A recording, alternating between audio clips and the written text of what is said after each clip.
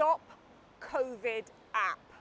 It was supposed to be a bright idea that could help prevent a second wave of infections. An app on your smartphone that uses Bluetooth signals to keep track of the devices and therefore the people that you come into contact with. And when it was launched a few weeks ago, the French digital minister said it got off to a flying start. As of this morning, 600,000 people managed to download the app, so it's a very, very good start.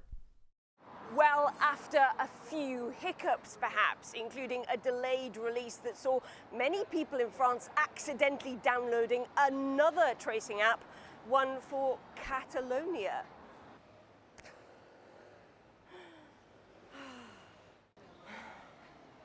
Okay, so after a false start, some 2 million people actually did download it. Hurrah, you might think. But given that there are an estimated 47 million people in France with smartphones, that's barely a dip in the ocean.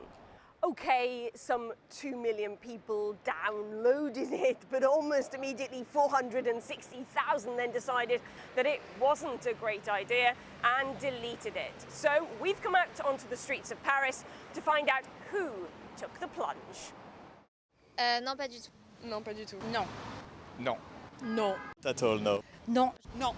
Oui, tout à fait. Yes, somebody who's actually downloaded it. But then she said this. Yes, I downloaded it, but I didn't really understand how it worked. Every time I tried to use it, nothing.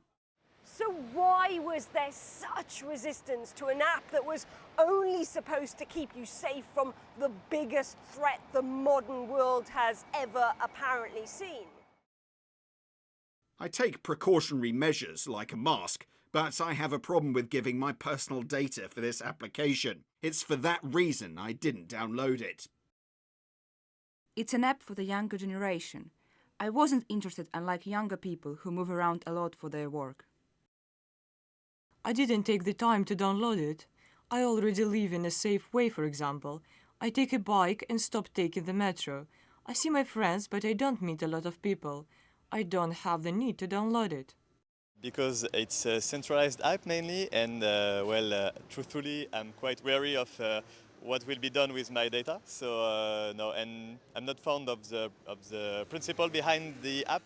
That issue over personal data really had the French in a muddle. Civil rights activists were concerned about a threat to the right of privacy, while hundreds of academics voiced fears the data gathered could be repurposed for mass surveillance. But perhaps they had nothing to worry about after all. It's since emerged that only around 68 people informed the platform that they had been infected with COVID, and only 14 users were alerted that they were at risk.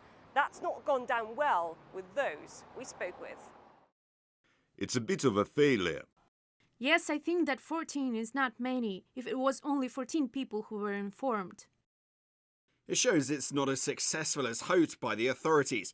I think that people were a bit wary about this exchange on their mobile. Would you continue to pay for something you don't use? No, I don't think so. Paying for something which is not used, one should ask questions. Clearly it is. I have a feeling that nobody was thinking the app could work anyway. France's digital minister has been trying to save face, saying the numbers reflect a decrease in the virus's prevalence. And this is true, the numbers of infections have been steadily declining in France. Cédric O says the app will be useful if there's a new spike in cases.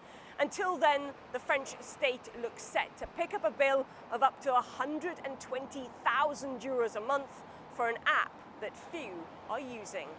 Charlotte Dubinski, RT, Paris.